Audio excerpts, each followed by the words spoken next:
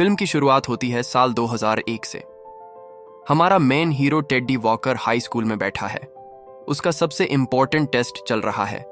Teddy paper को देखता है, लेकिन उसके दिमाग के सारे फ्यूज उड़ जाते हैं। सवाल उसे चिढ़ाते हुए लगते हैं। टेडी को इतना गुस्सा आता है कि वो अपनी डेस्क पटकता है, चिल्लाता है और सीधे खिड़की का शीशा तोड़कर स्कूल से रफू चक्कर हो जाता है। उसे लगता है कि ये पढ़ाई लिखाई उसके बस की बात नहीं है। अब सीन सीधे 17 साल आगे कूदता है। साल 2018 में टेडी एक बहुत बड़े बारबेक्यू ग्रिल शोरूम का नंबर 1 सेल्समैन बन चुका है। टेडी भले ही स्कूल फेल हो, लेकिन उसकी जुबान में इतना जादू है कि वो गंजे को कंघी और मछली को पानी बेच दे। वो एक कस्टमर को बातों में फंसाकर हजारों डॉलर का ग्रिल ऐसे बेच देता है जैसे कोई सब्जी बेच रहा हो। टेडी का स्वैग एकदम लेवल पर है। उसकी एक बेहद हॉट और अमीर मंगेतर है जिसका नाम है लिसा। अब यहाँ टेडी का असली रायता फैलता है। लिसा बहुत अमीर है, इसलिए टेडी उसके सामने खुद को करोड़पति दिखाने का नाटक करता है। वो हर हफ्ते एक नई महंगी कार लीज पर लेकर आता है, शहर के सबसे महंगे रेस्टोरेंट में जाता है और वेटर को 100-100 डॉलर की टिप देता है। असलियत यह है कि टेडी का बैंक अकाउंट पूरी तरह खाली होने वाला है, लेकिन वो लिसा के सामने अपना झूठा रुतबा बनाए रखने के लिए कर्ज में डूबता चला जा रहा है। टेडी की लाइफ में सबसे बड़ा मोड़ तब आता है जब उसका बूढ़ा बॉस उससे कहता है कि वो अब दुकान बंद करके रिटायर हो रहा है और इस पूरे शोरूम की चाबी वो टेडी को सौंपने वाला है। टेडी खुशी के मारे पागल हो जाता है। वो सोचता है कि अब तो वो सच में शोरूम का मालिक बन जाएगा।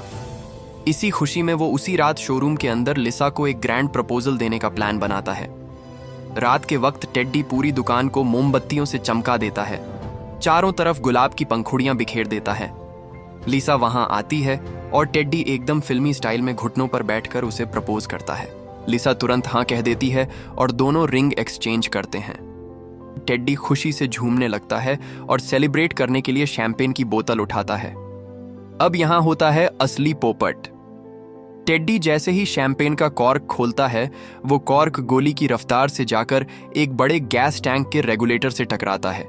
रेगुलेटर टूट जाता है और पूरी दुकान में चुपके से गैस लीक होने लगती है। टेडी को कुछ पता नहीं चलता, वो नाचते हुए बाहर जाने लगता है।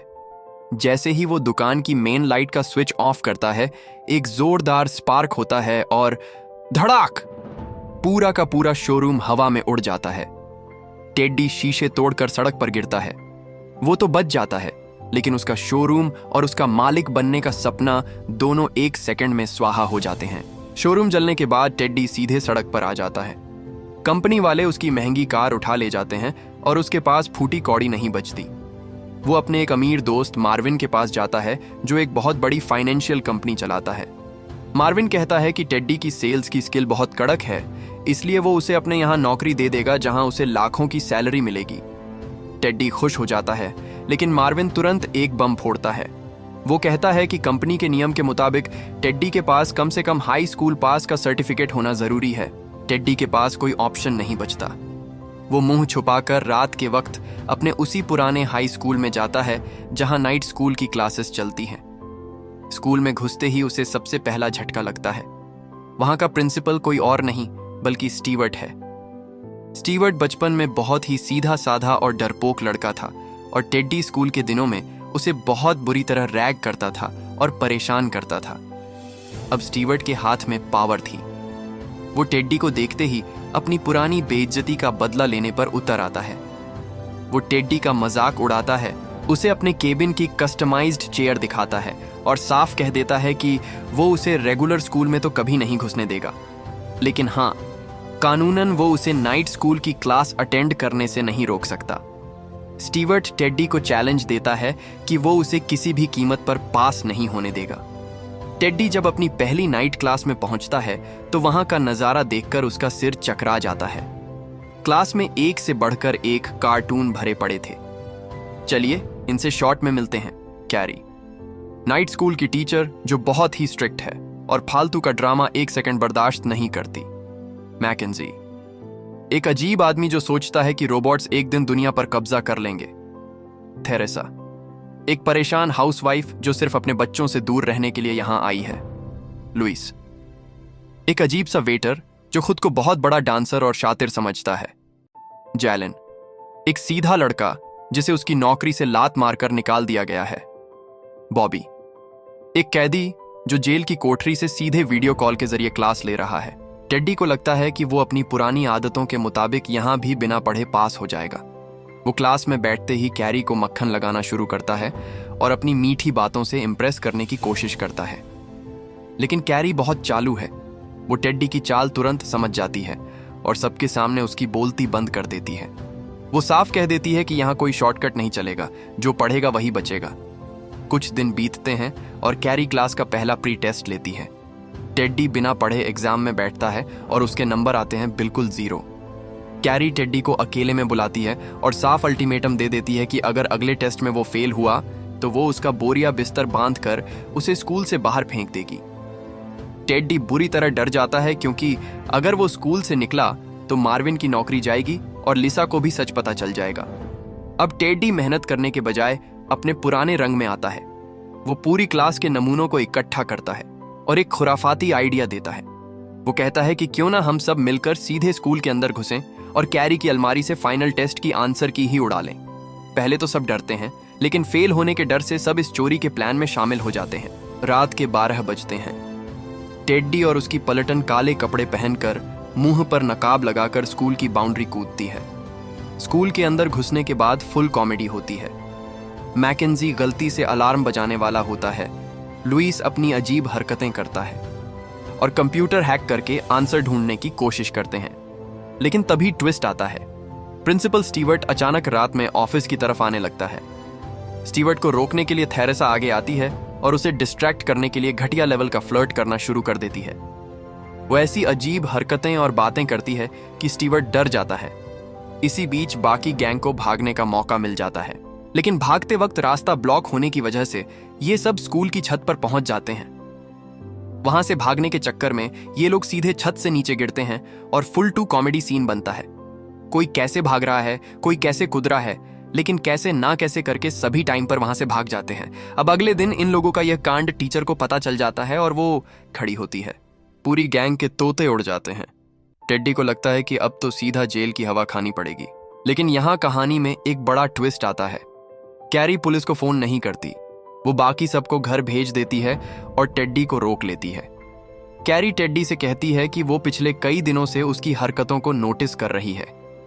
वो टेड्डी को बताती है कि टेड्डी कोई कामचोर या बेवकूफ नहीं है, बल्कि उसे डिसलेक्सिया और डिसकैल्कुलिया नाम की दिमागी बीमारी है।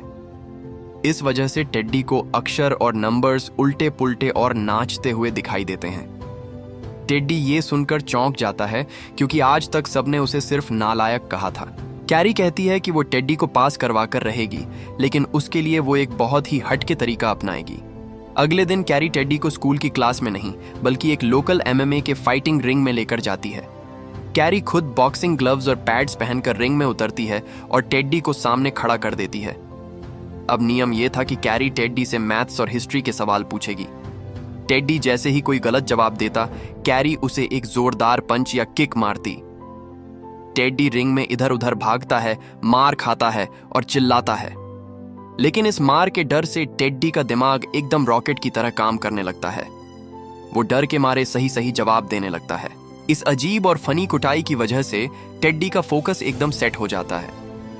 बाकी क्लास वाले भी टेड्डी का ये जज्बा देखकर उसके साथ मिलकर रात रात भर पढ़ाई करने में जुट जाते हैं।